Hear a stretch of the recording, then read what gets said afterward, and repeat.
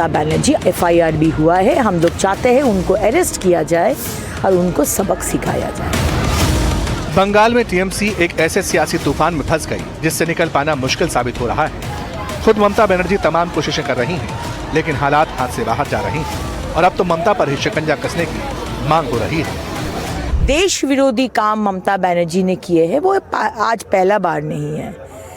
पुलवामा में बोले हैं, बालाकोट में बोले हैं, पहलगांव में बोले हैं, BSF को बोले हैं, इलेक्शन कमीशन को बोले हैं, द्रौपदी मुर्मू जी को बोले हैं, नरेंद्र मोदी जी को बोले हैं, अमित शाह जी को बोले हैं। हमको अगर शास्ति होगा, आपको अगर शास्ति होगा, अगर आप देश विरोधी काम करेंगे तो ममता बनर्जी आपको भी शास्ति होगा। और कल FIR भी हुआ है। हम लोग चाहते हैं उनको अरेस्ट किया जाए और उनको सबक सिखाया जाए। दरअसल ममता बनर्जी के खिलाफ गृह मंत्रालय को लेकर भड़काऊ टिप्पणी करने के आरोप में FIR दर्ज की गई है। इसमें ममता ने बांग्लादेशी नागरिक उस्मान हादी की हत्या का जिक्र करते हुए टिप्पणी की, कथित तौर पर केंद्रीय गृह मंत्री की भूमिका की ओर संकेत किया। साफ, अगर इस FIR पर एक्शन होता है तो ये ममता के लिए बड़ा झटका होगा। पहले ही सत्ता गंवाने के बाद ममता पार्टी को बचाने की जुगत में लगी, लेकिन लगातार टूट की खबरें सामने आ रही हैं। सोर्सेस के मुताबिक टीएमसी के सांसद भी बीजेपी के संपर्क में, तो दूसरी ओर विधायकों का बागी गुट दावा करता है कि उनके गुट में अभी और भी टीएमसी विधायक शामिल हो सकते हैं। मैं एक ही बात कहूंगा, जहां तक हमारे आंकड़ा का सवाल है, वो आंकड़ा बढ़ता जाएगा।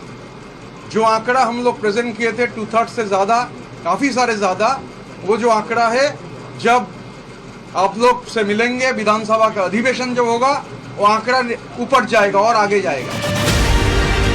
हालांकि टीएमसी ने भी बागी गुट को चुनौती दे दी। टीएमसी विधायक दावा करते हैं कि शेर अभी जिंदा है। जो लोग जा रहे हैं उसमें से कोई माँ का लाल है, रेजिग्नेशन देके अपना क्षेत्रों में जाके बोलेंगे ममता को फोटो नहीं लेके मैं फिर से एक बार चुनाव लड़ने चाहता हूँ। अगर उसका पास कोई चुनाव जीत के आए, मैं उसको सलाम करूँगा। शेर अभी तक मरा नहीं, शेर जिंदा है। टीएमसी में मची भगदड़ को लेकर विपक्षी पार्टियां बीजेपी पर हमलावर। टीएमसी में टूट की वजह बीजेपी को बताया जा रहा है। ममता दीदी हों, अभिषेक बनर्जी हों, उनके ऊपर जिस प्रकार ईडी सीबीआई का दबाव बन रहा है, जिस प्रकार उनकी गिरफ्तारियां करना चाहती है सरकार, तो ऐसा लगता है कि ये बदले की भावना से कार्रवाई हो रही है। 1 पॉइंट फॉर्मूला है भारतीय जनता पार्टी का कि वहां किस तरीके से वो टीएमसी को तोड़ें, काफी कुछ सफल रहे, ममता जी को कमजोर करें, उनके खिलाफ कुप्रचार, दुष्प्रचार और रिपोर्ट लिखाएं, वही कर रहे हैं। उन्हें वहां की जनता की भलाई के लिए कदम नहीं उठाना है, उन्हें टीएमसी को पूरी तरह अटैक करना है। ममता की पार्टी को लेकर सियासी खींचतान के बीच एक तरफ तो ममता बैठक पर बैठक कर रही है, तो दूसरी तरफ उनके नेताओं पर एक्शन जारी। बंगाल के पूर्व खेल मंत्री अरूप विश्वास के भाई और टॉलीवुड फेडरेशन के प्रभावशाली नेता स्वरूप विश्वास को पुलिस ने वसूली और धमकी के इल्जाम में गिरफ्तार कर लिया। स्वरूप विश्वास जैसा लोग बहुत सारा अपराध में लिप्त है। लोग डर के मारे नहीं बोलते थे, अभी शुरू हुआ है, सैकड़ों अभियोग उसके खिलाफ आएगा, FIR होगा। स्वरूप विश्वास क्यों? स्वरूप विश्वास के साथ इतना दिन से बहुत सारा लोग उसके साथ रहते थे, उनको भी गिरफ्तार होना चाहिए। अकेला स्वरूप विश्वास नहीं है, उसके साथ बहुत सारा लोग हैं, तो उसके आसपास घूमते थे, उसको सपोर्ट देते थे, वो लोग कहाँ हैं अभी? केवल स्वरूप विश्वास ही नहीं, दुर्गापुर में भी टीएमसी से जुड़े 2 नेताओं को पुलिस ने नौकरी दिलाने के नाम पर वसूली करने के इल्जाम में गिरफ्तार किया। हालांकि इस बीच कभी ममता के करीबी माने जाने वाले हुमायूं कबीर ममता के साथ खड़े दिखाई देते हैं। हुमायूं कबीर ने ममता को रेजीनगर विधानसभा उपचुनाव में लड़ने के लिए अपनी सीट का ऑफर दिया। तो मैं ही कहते हो, जो ममता बनर्जी मेरे को बोलेगी, अपील करेगी, जो वो विधानसभा में आना चाहती है, तो मेरे को बोलेगी तो मैं मान लूँगी। मैं ही पार्टी का उम्मीदवार जो डिक्लेयर किया, उनको नामांकन नहीं वोट करेगी, ममता बनर्जी को सपोर्ट देगी, जिता के। ममता हुमायूं कबीर के इस ऑफर पर क्या रिएक्शन देंगी, ये तो वक्त बताएगा। लेकिन समय का खेल कैसे ममता पर भारी पड़ रहा है, ये तस्वीरों और बयानों में नजर आ रहा है। Bureau report, NDTV India. जिस गति से खबरें बढ़ रही है ना तृणमूल कांग्रेस में, ऐसा लग रहा है कि आज तो टीएमसी की राष्ट्रीय कार्यकारिणी की बैठक हुई, जिसमें पार्टी के संगठन से जुड़े बहुत सारे फैसले लिए गए। अभिषेक बनर्जी को फिर से एक बार राष्ट्रीय महासचिव बना दिया गया है। डेरेक को और डोला सेन को राष्ट्रीय संयुक्त सचिव बना दिया गया है। चंद्रिमा भट्टाचार्य पूर्व मंत्री को बंगाल का प्रमुख बना दिया गया है। सायनी घोष सांसद जादवपुर को यूथ तृणमूल कांग्रेस का अध्यक्ष बनाया गया है। माला राय को महिला तृणमूल कांग्रेस की कमान सौंपी गई है। प्रियंका अधिकारी को तृणमूल कांग्रेस की छात्र विंग की जिम्मेदारी सौंपी गई है। तो वहीं डेरेक और कल्याण बैनर्जी बने हैं राष्ट्रीय प्रवक्ता, कुणाल घोष बने हैं तृणमूल कांग्रेस के राज्य के प्रवक्ता। लगातार उहापोह की स्थिति बनी हुई है तृणमूल कांग्रेस में। कौन असली कौन नकली और इन सब सवालों के बीच में राजनीति लगातार जारी है।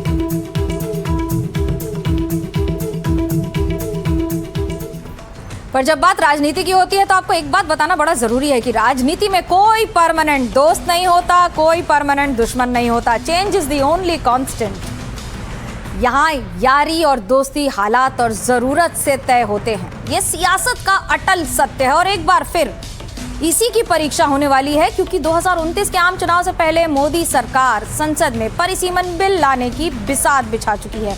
पिछली बार 17 अप्रैल को बहुमत की कमी के चलते जो प्रस्ताव गिर गया था उसी को दोबारा पास कराने की तैयारी हो रही है और इसके लिए नया प्लान रेडी है। वो प्लान क्या है और उसे अंजाम तक पहुंचाने के लिए मोदी शाह की क्या रणनीति है, हर सवाल का जवाब इस रिपोर्ट में।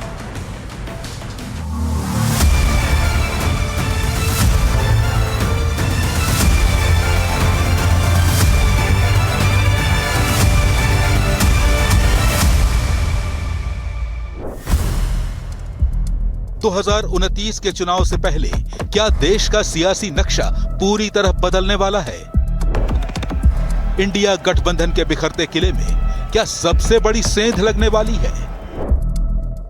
प्रधानमंत्री नरेंद्र मोदी क्या परिसीमन बिल पर सबसे बड़ा दांव चलने वाले हैं? हमारे पास संख्या बल नहीं था, लेकिन इसका मतलब ये नहीं है कि हम हार गए। हमारा आत्मबल अजय है। प्रधानमंत्री मोदी का यह बयान 18 अप्रैल का है। इससे पहले 17 अप्रैल को सरकार ने लोकसभा में महिला आरक्षण बिल के साथ जुड़ा परिसीमन बिल पेश किया था, जिसे विपक्ष ने एकजुट होकर गिरा दिया था। मोदी सरकार ने अब उसी बिल को नए रंग रूप में लाने के लिए व्यूह रचना शुरू कर दी है। सूत्रों का दावा है कि सरकार इस बार टकराव की जगह सहमति के रास्ते पर चलना चाहती है। इसके साथ ही दोस्त और विरोधी दोनों को साथी बनाने की योजना पर काम कर रही है। इस मुद्दे पर सहमति बनाने के लिए डीएमके तथा टीएमसी जैसे क्षेत्रीय दलों से भी बातचीत। हाँ, परिसीमन होना ही है। परिसीमन का एक समय होता है।